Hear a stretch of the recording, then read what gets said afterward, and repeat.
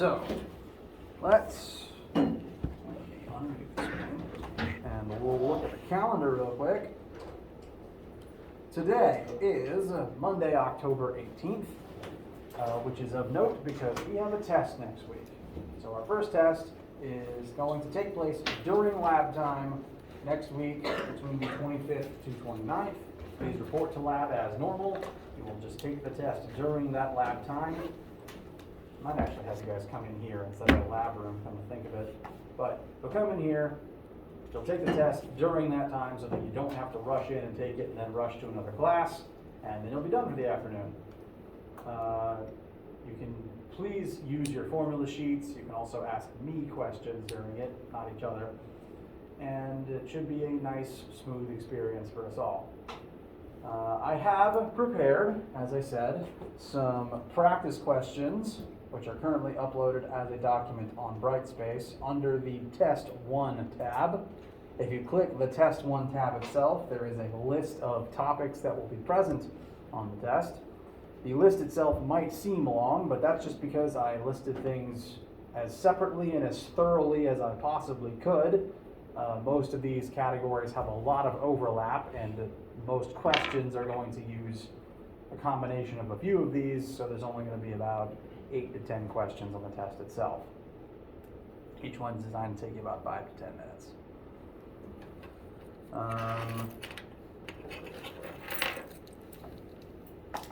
Test is designed to take you 50 minutes. You'll be allowed the entire lab time because some people have academic accommodations and some people just have bad days or need to go to the bathroom. And as long as I'm in there with you, you can keep working and you can just leave when you're done. And usually I try to have tests graded within a week of them being given.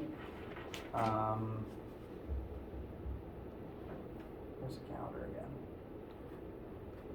again? Test is going to be administered all throughout the week. You can come to your normal lab time and you'll take that day's version of the test. Numbers will be slightly different just for security reasons.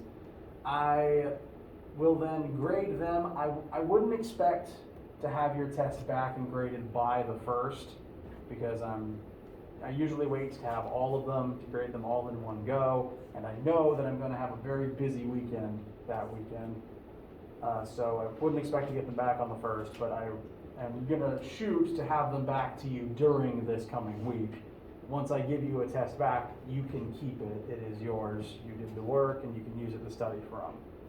Because the stuff on the test will be the same stuff as part of the exam. Excuse me. I have more water already.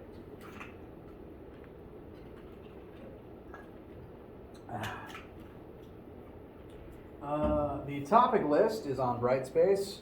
You again access it by just clicking the Test 1 tab. Test 1 tab directly. It lists pretty much everything from the beginning of the class, including unit conversions. So do be able to do those. Some things that might stand out that I want to make sure to highlight on this list include vector addition, because we will be adding vectors, and that does mean trigonometry. The differentiation between the acceleration of gravity versus the force of gravity, bless you. The acceleration of gravity is g equals negative 9.81 meters per second squared. That refers to the rate at which the acceleration of free fall on Earth's surface. That is different to the force of gravity, which is also called the weight of an object. G, the 9.81, is true for all falling objects near Earth's surface, but that doesn't describe their weight. Every object has a different weight based on its mass, and you do need to be able to define and differentiate them because there's several times in questions where you need to figure out something's weight, which you use to find, say, the normal force, etc. If I ask you how to calculate weight, and you simply write 9.81, that is a wrong answer. Weight is m times g. I only emphasize this because This department always asks that question, and it's always occasionally frustrating when not everyone gets it right. So be aware of that. Keep it on your radar as you study. There will also be questions about the laws of motion. And the way that I test on the laws of motion, since I don't hold you guys responsible for memorizing lists of things, the way that I grade for the laws of motion is I'm going to ask a question. The question that's actually going to be written on the test is I'm going to list 5 statements. 3 of them will be laws of motion. 2 of them won't be. And your task is simply to pick which ones are laws of motion and number them accordingly. So you don't have to memorize them, you just have to be able to pick them out of a list. So you do need to know them, you just don't have to be able to repeat them from your memory perfectly.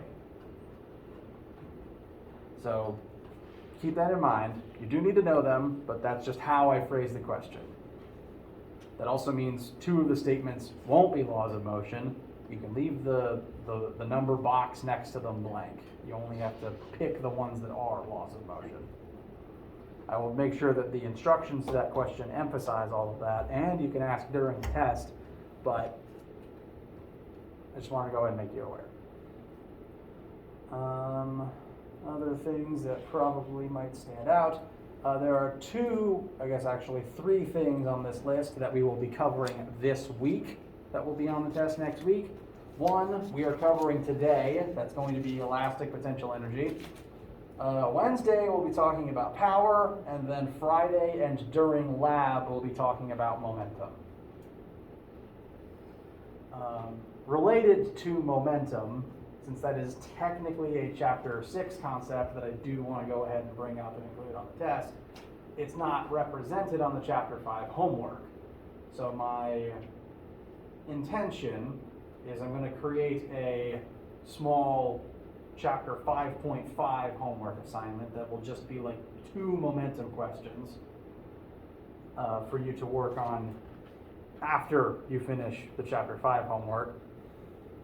My plan for that is the Chapter 5 homework and quiz are currently due this Friday, the 22nd. The 5.5 micro momentum assignment will be like 2 questions. It'll be counted as homework and not a quiz, so you can do it on your own time. And that'll be due either Sunday at midnight or Monday at midnight. It's just a small amount of practice so that you can work on some momentum stuff and practice it. That's all it is.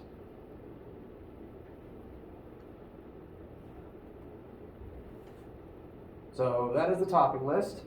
And in that same tab, as a file saved to it, is a list of practice questions that you can work on, because some people study, but I have been asked repeatedly over the years that some people just want new questions to practice, and so here's where they are. They're completely optional. You do not need to use them, but if you do choose to use them, they are good practice because I wrote these in conjunction with writing the test.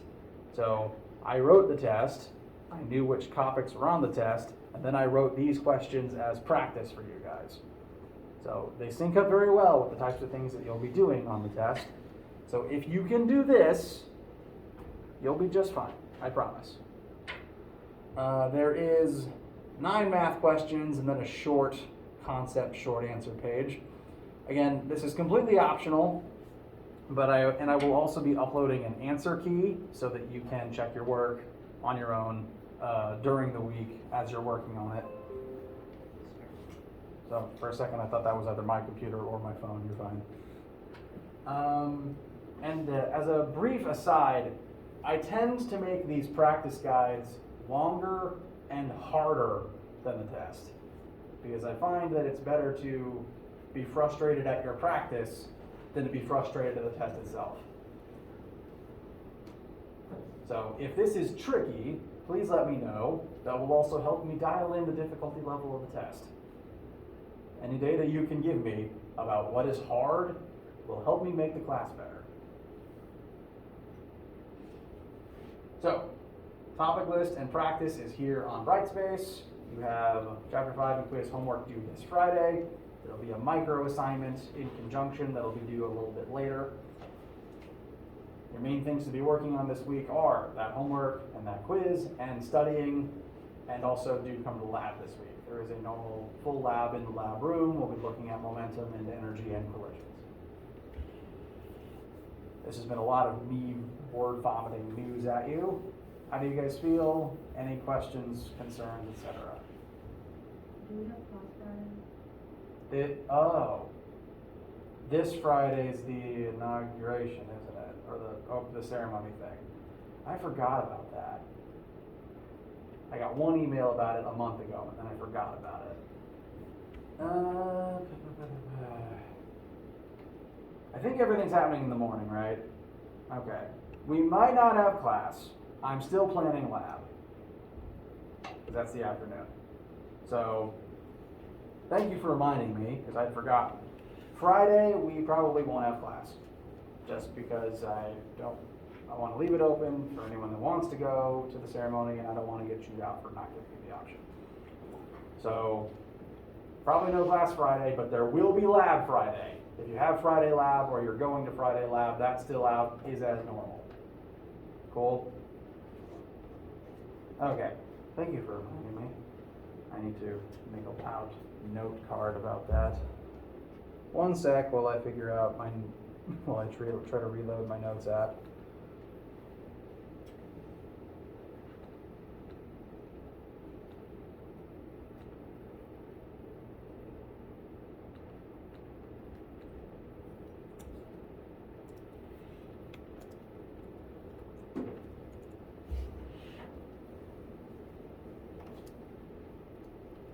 This Friday is the 22nd. Okay. I will remind you guys about that on Wednesday.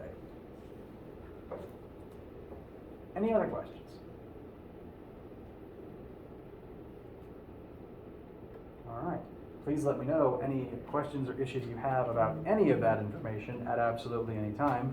For now, let us turn back to Chapter 5 and begin describing a new form of energy. Well, new to us, not new in general. So, we've talked about a couple of different forms. The two main forms that we have done math about and studied specifically are kinetic and gravitational potential energy. We've shown how they transfer from one back into the other and so on and so forth. And they are both forms of mechanical energy because they involve the motion or the prospective motion of macro scale objects with mass.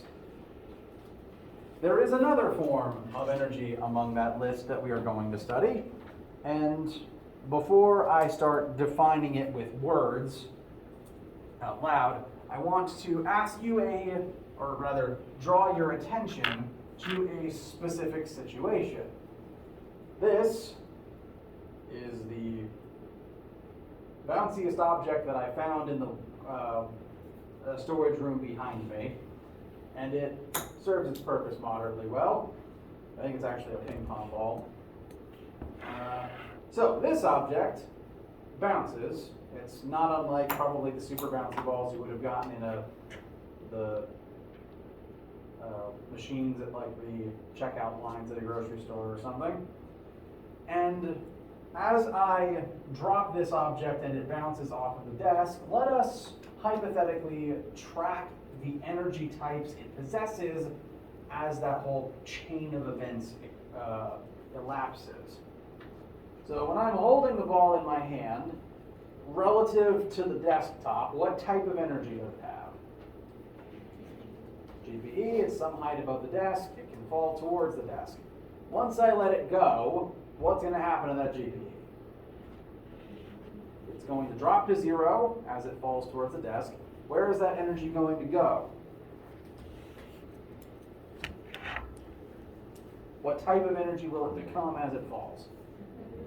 Kinetic. It'll be moving, and eventually, in the moments before it hits the desk, it will have as much KE as it's going to get. It'll be moving at its top speed.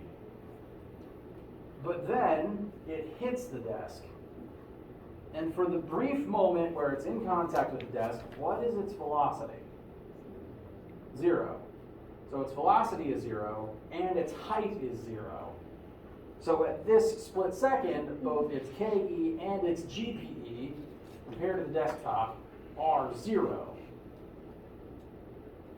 Where did the energy go?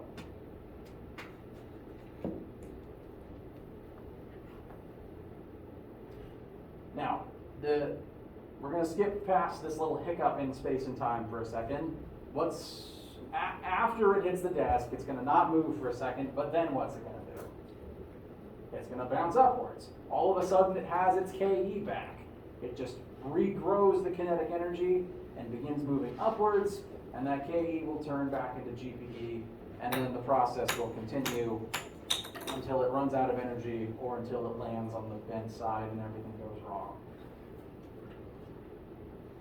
So the KE and the GPE still convert nice and cleanly back and forth between one another, but there's that weird hiccup when it's actually touching the desk and not moving, where it doesn't have any KE and it doesn't have any GPE.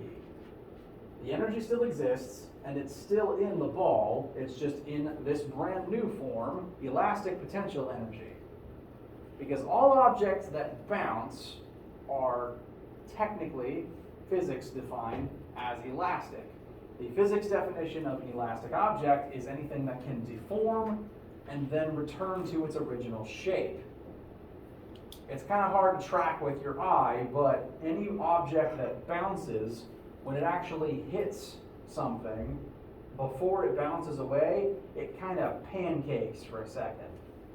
Again, this happens faster than your human eye can track, but if you freeze frame a basketball or a tennis ball as it hits the floor, it goes from round to flattened for a moment, and then as it returns to its normal shape, that's when it springs up off the floor. So that elastic object compressed and stored energy within its compression, which was then released and turned back into KE once it returned to its normal shape. While it was stretched, while it was deformed, the energy that it had became elastic potential energy for that moment. Elastic potential energy is energy stored in the compression of an elastic object. And the name suits it pretty well. It's energy that's stored within the object. When the bouncy ball hits the floor, for the brief moment where it is compressed and stationary, it's not currently moving. All of its energy is stored within it, so that does make it a type of potential energy. And it's energy that is stored within the elastic properties of the object. So the name suits it. It is a type of potential energy, so it also falls within that other subcategory along with GPE. But altogether, they all form the larger family of mechanical energy. And this is true of any object that could be defined as elastic, which doesn't just include bouncy balls or things made of rubber. I'd say the example that most often comes up in physics is actually springs. This is kind of the definition of an elastic object because it is currently in its default shape. I can exert a force to deform it into a different shape, and then if I slowly let it go, I am not going to let it full speed clip into my arm. If I slowly let it go, it will slowly go back to normal. And while it was expanded, it has energy stored within it. Because if I let it go spontaneously, that energy will be released, and I will be in pain. You felt this yourself if you've ever accidentally snapped yourself with a rubber band.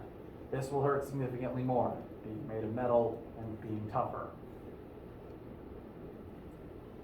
But you've done this with rubber bands. A rubber band is a very good example because, say, whether you were shooting the rubber band itself or a slingshot that just has a rubber band as part of it,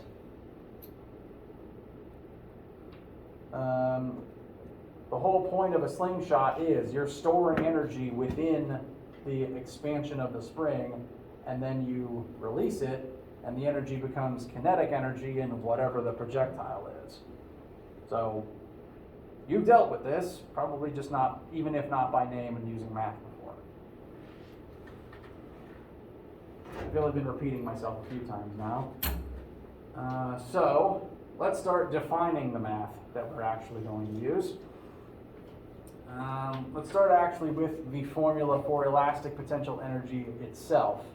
EPE is equal to 1/2 times K, which is a new variable I'll explain in a second, times x squared. In order to store EPE in an object, it has to be elastic, it has to be able to deform and then go back to normal. And the x term here represents the change in size of the object. Specifically the change in length. We're assuming a linear stretch here. So if I take this spring, and let's say that I could hypothetically make it 1 meter longer by stretching it. The x in that formula would be 1 meter if it becomes 1 meter bigger than it was originally. The same would be true if it started at this length and I then made it 1 meter shorter. Notice that since the x term is squared, the formula doesn't actually care if you are getting long, if the object is stretching or contracting. It just cares that the length changes and the negative will get canceled out by the square.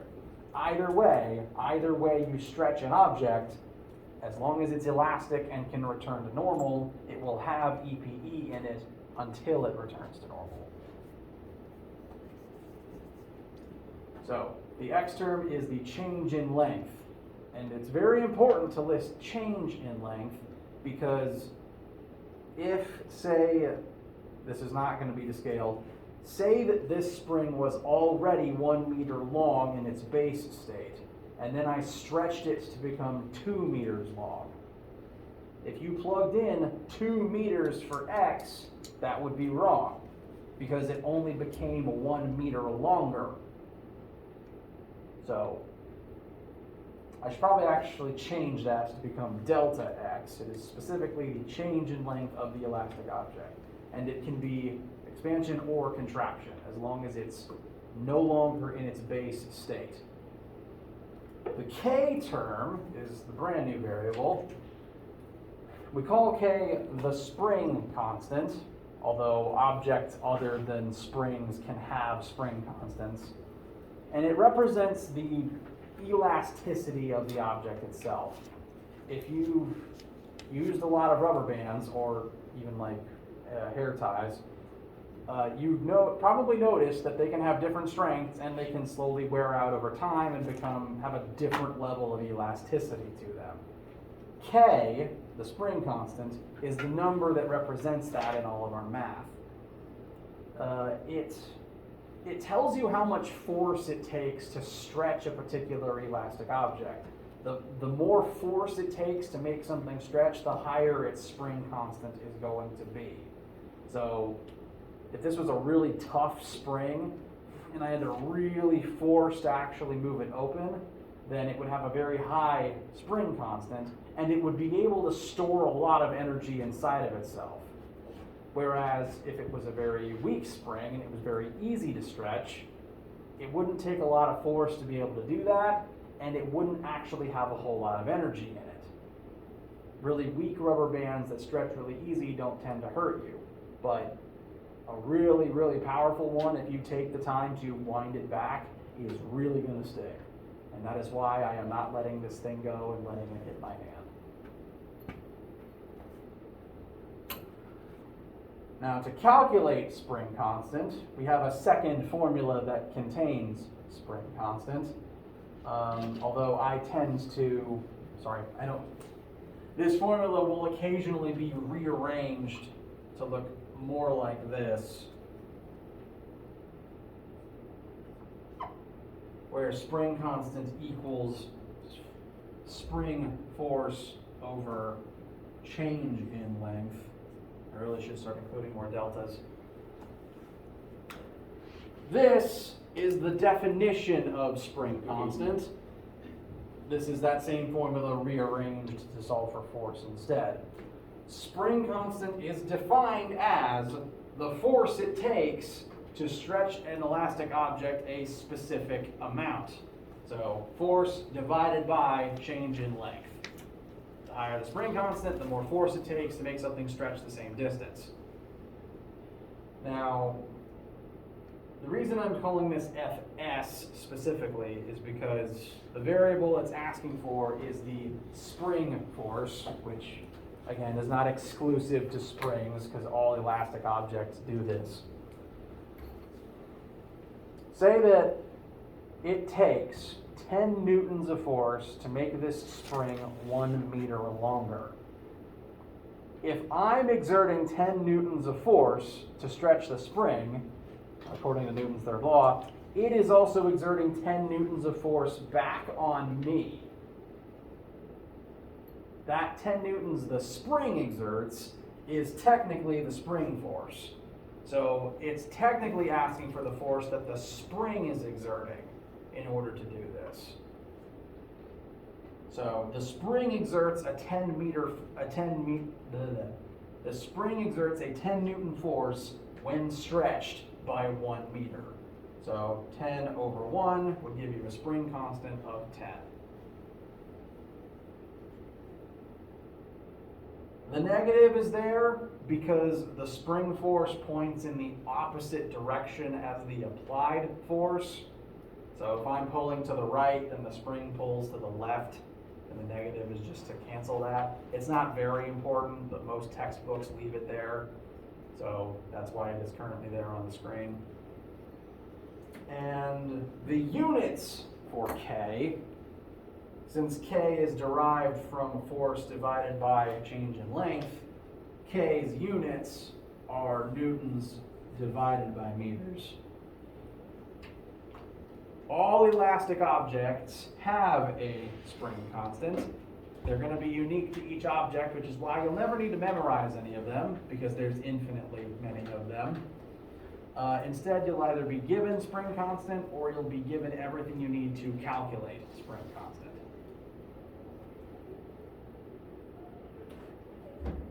How do we feel about all this information so far?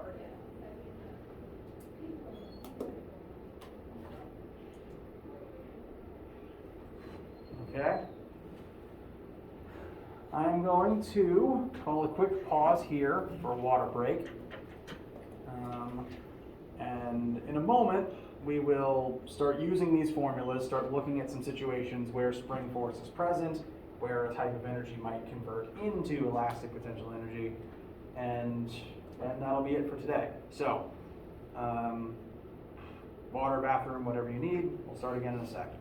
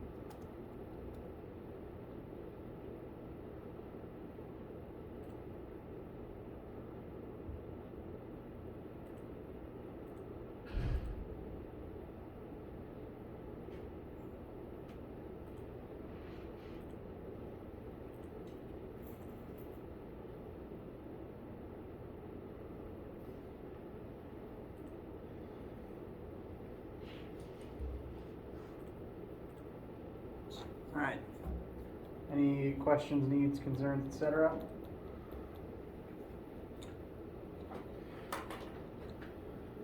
All right. So, since elastic potential energy is another form of mechanical energy, it is able to safely, conveniently, and conservatively, which is to say mechanical energy is conserved, convert between these other states, kind of like we described with the slingshot and the ball bouncing. And so we're going to look at a situation now where that will happen. And I don't know why I did that. 1 sec, fixing a typo. All right. You push. The physical setup of this question is going to have a few different parts to it. And so I'm going to try to lay out and describe each of these steps as they happen in the example. We are going to take a block, which is going to begin life sitting stationary on a surface, and we are going to exert a force on it and push it some distance to make it start moving. Our goal is to push it along the surface and give it kinetic energy so it will move. We're going to begin by applying a 10 Newton force to this 1.56 kilogram object, and we are going to push this object for a distance of 2 meters. That is the distance of slide where our hand is going to be in contact with the box. So for this distance, this force will be applied to it. And the goal of this step is to apply that force, to accelerate it to some unknown final velocity, and to make it start moving. Once it leaves our hand, it's then going to slide horizontally across the table at an unknown constant velocity, but it's eventually going to approach a spring, which I have drawn attached to a vertical wall. This is going to kind of be the reverse of a spring-loaded cannon. This is kind of a spring-loaded catching device. The spring is sitting here in its base length, currently not stretched, and the mass that we have just accelerated is going to slide towards it. So we basically just chuck this object towards the spring. The mass is going to slide into the spring, and the spring is going to compress as the mass slides into it. We know how much that spring is going to compress. That's going to be 15 centimeters. And in doing so, as the mass slides into the spring and the spring compresses and catches it, the mass is going to slow down to a final velocity of 0. So the spring caught it. It's exerted a force to hold it in place, and in this process, it's going to absorb the energy from the mass. And that's the point where we're going to kind of freeze time and examine. So, let's list the things that we know for certain, the numbers that we're given by the problem. We know the mass of the object in kilograms. This delta x is the distance that we are going to push the object while our force of 10 newtons is applied to it. The other delta x I have up here, I've noted it as delta x spring, because this is the change in size of the spring specifically, is going to be 15 centimeters. This is how much it's going to compress as a result of the force that the block is exerting on it. And those are all of the numbers that the question actually tells us. So the first thing that we're asked is, how much work do we, the human in this situation, do on the block in the beginning section?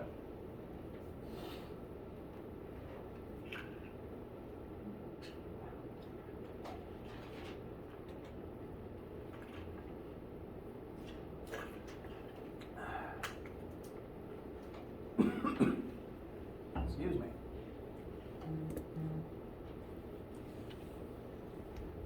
So, what is the formula for work?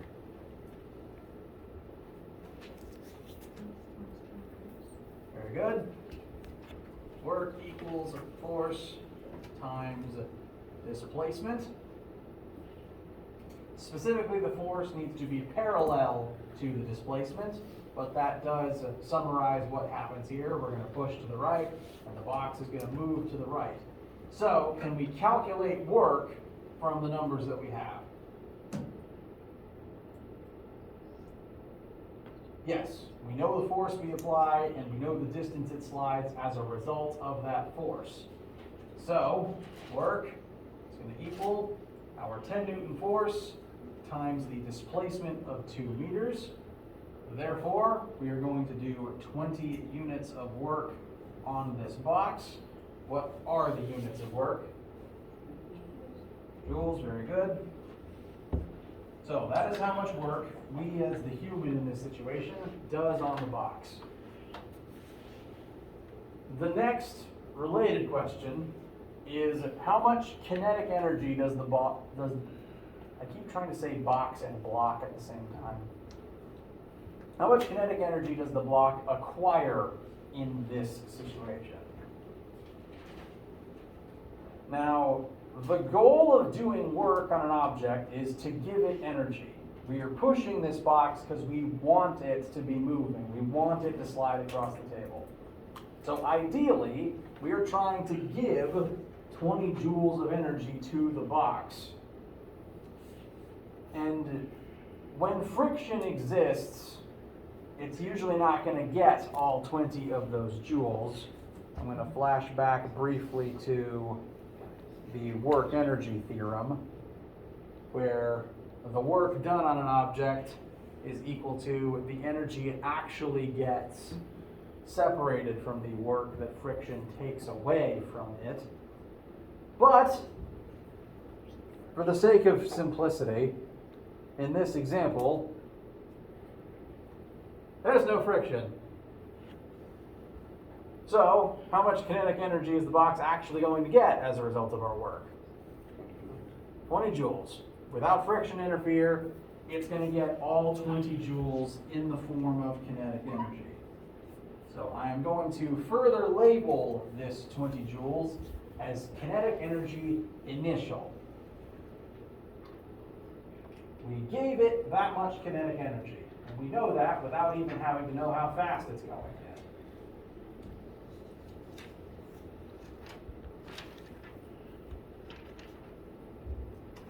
Questions about any part of getting to this conclusion?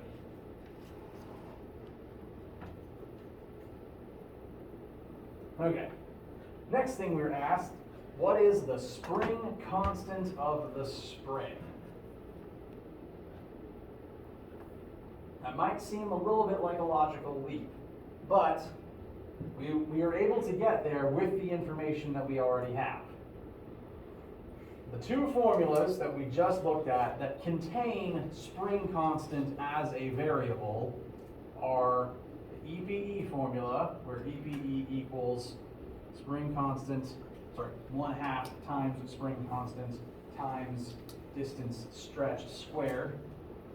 The other formula is spring force equals spring constant times distance stretched.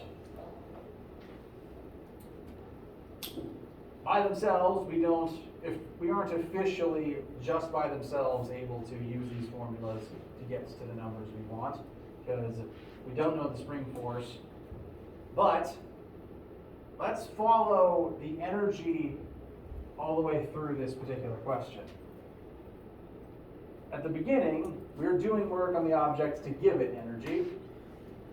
In this median part here, we've given it kinetic energy. It has kinetic energy. Meanwhile, how much EPE would the spring have right now before the mass hits it? 0. It's not compressed yet. It wouldn't have any. In the final portion, where the mass has collided with the spring, how much KE does the box have? 0. It's not moving because the spring caught it. Therefore, all of the energy present must have become EPE in the spring. So we do actually know how much EPE the spring is going to gain because it absorbed all of the box's KE. I'm going to show how we make that assertion mathematically from start to finish.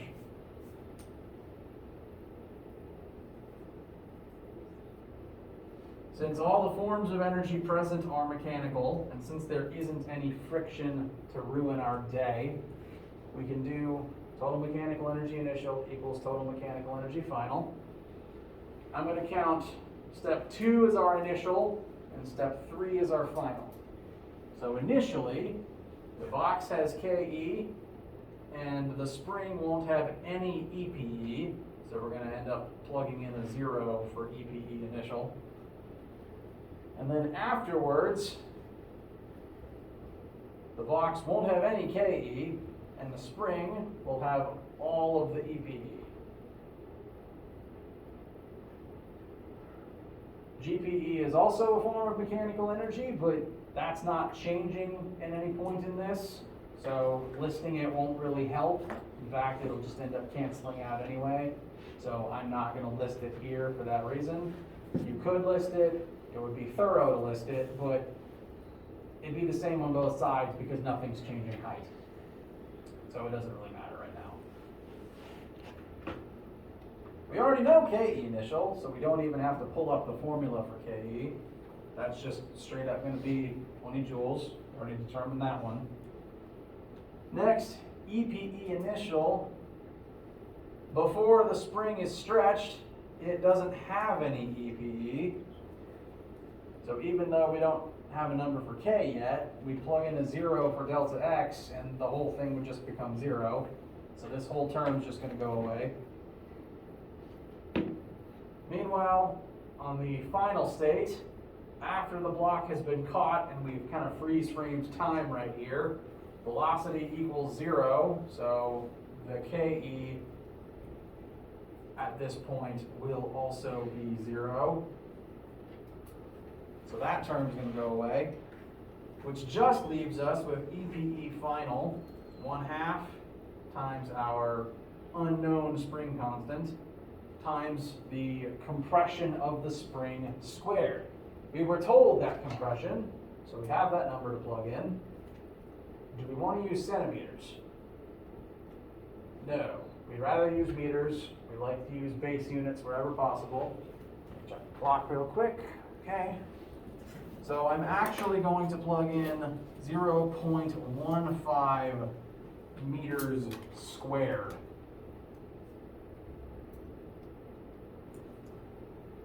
And the only unknowns left in this entire thing are K's.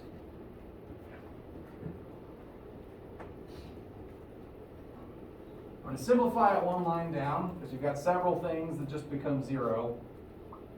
20 equals 1/2 times K times 0.15 squared. Our initial KE is going to become our final EPE. And now it's just a little bit of algebra to find a number for K. Any questions or issues arriving at this point?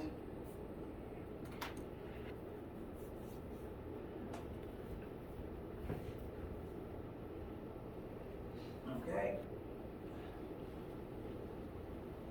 In order to solve for K, we're going to multiply both sides by 2, divide both sides by 0.15 squared, and if my memory serves, K should be about 1,778, I believe. Does anyone's math disagree? All right. Remind me again what the units are for K. Newtons over meters. Very good. And that is our final answer for spring constant of this particular spring. That's a pretty good spring, actually. So what that number literally means is, if you were to try to take that spring in your hands and force it to become 1 meter longer, it would take about 1,800 newtons of force to do that. For a sense of scale, I, and a standard human adult male, weigh about 1,000 newtons. So that's more than what I weigh. So that's a pretty powerful spring, actually. Now that we have K, we can look at the last question. With what force is the spring pushing on the block when it comes to rest? What force is the spring exerting when this is its compression and this is its spring constant? I'm going to turn your attention to the formula for spring force. Spring force equals spring constant times compression. So we do now know everything we need to find that number. Oops. Spring force equals our spring constant of 1778, our compression of 0.15. The negative is only here to tell us a direction, since the spring exerts a force in the opposite direction as its compression. If I stretch it to the right, it's going to pull to the left. That's the only reason the negative's there. And this should give us an answer.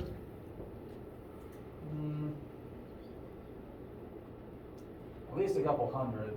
Mental math is not great. 266.6. Thank you.